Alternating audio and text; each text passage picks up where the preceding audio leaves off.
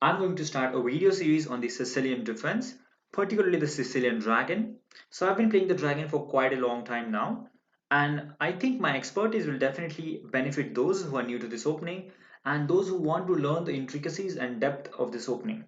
So in the first few videos, I shall be taking a look at some easy traps, some famous games, and as the video series will progress, I shall be taking a look at some really important thematic concepts, famous sacrifices, and strategic ideas.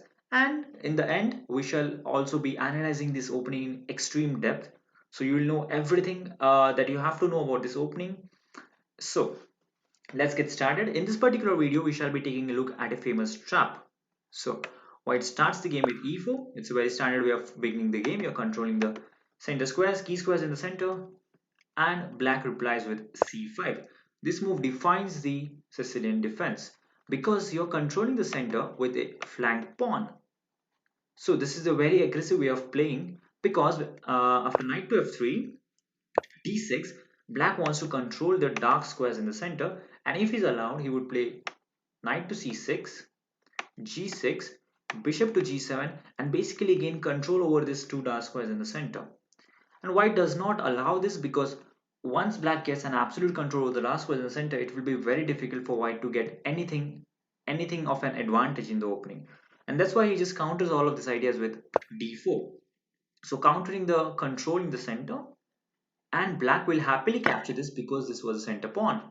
So you can see the flank pawn on c5 captured the pawn on d4, and basically after knight takes, black has got a pawn majority on the king side already. So this is 5 versus 4. So you can see this is already a big advantage in the end game.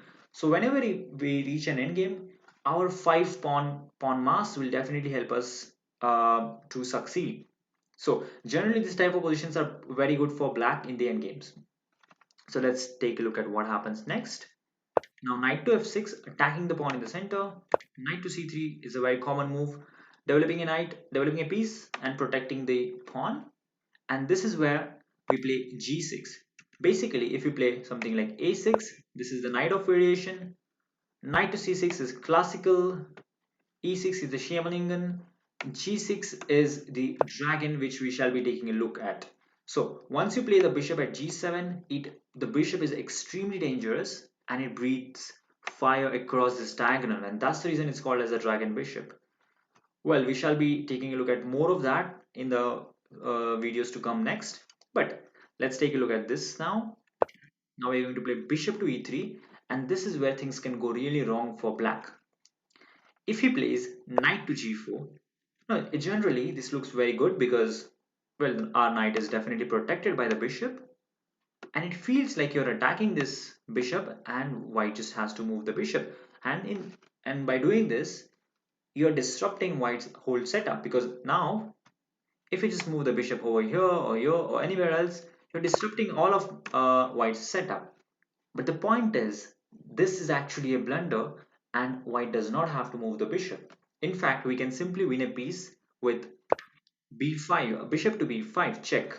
So now let's see what happens if this is blocked with the bishop.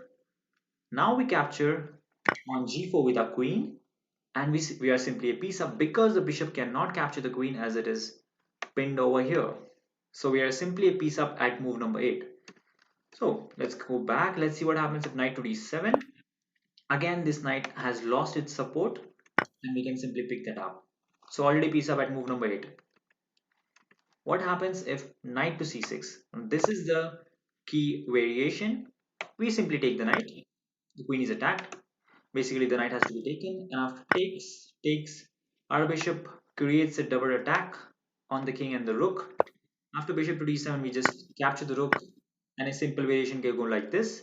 Black can take, and after captures, we can play something like knight to d5, threatening knight to c7, and basically white is materially ahead. Of course, we are in exchange up.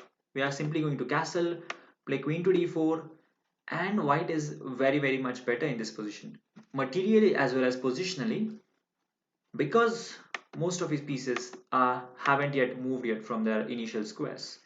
So this will be winning for white because of his material advantage, and It's something that every Sicilian player needs to know. So this is a very important trap, and it begins with black playing knight to g4.